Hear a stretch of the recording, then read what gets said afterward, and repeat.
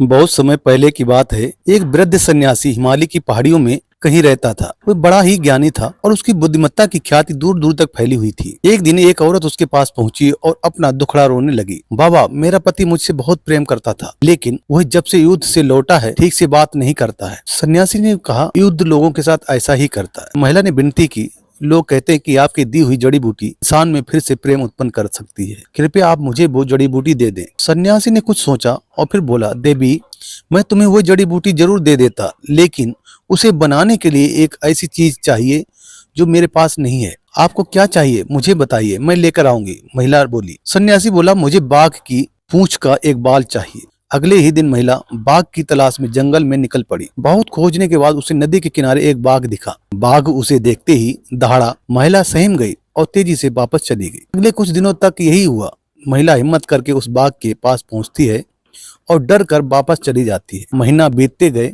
बाघ को महिला की मौजूदगी की आदत पड़ गई और अब वह उसे देखकर सामान्य ही रहता। अब तो महिला बाघ के लिए मांस भी लाने लगी तो बाघ बड़े चाव से उसे खाता। उनकी दोस्ती बढ़ने लगी और अब महिला बाघ को थपथपाने भी लगी। देखते देखते एक दिन वो भी आ गया जब उसने हिम्मत दिखाते हुए बाघ की पूंछ का एक बाल भी निकाल लिया। फिर क्या था, वह बिना देरी किए सन्यासी के पास पहुंची और बोली, मैं बाल ले आई। बाबा, बाल ले आई। बहुत अच्छे। ऐसा कहते हुए सन्यासी ने बाल को जलती हुई आग में फेंक दिया। महिला घबराते हुए बोली, अरे ये क्या किया बाबा? आप नहीं जानते इस बाल को लाने के लिए मैंने कितने प्रयत्न किए। आपने इसे जला दिया। मेरी जड़ी बूटी कैसे बनेगी? बाबा बोला, अब तुम्हें किसी जड़ी बूटी की जरूरत नहीं है। जरा सोचो, तुमने बाघ को किस तरह अपने बस में किया। जब एक हिंसक पशु को धैर्य और प्रेम से जीता जा सकता है तो क्या एक इंसान को नहीं?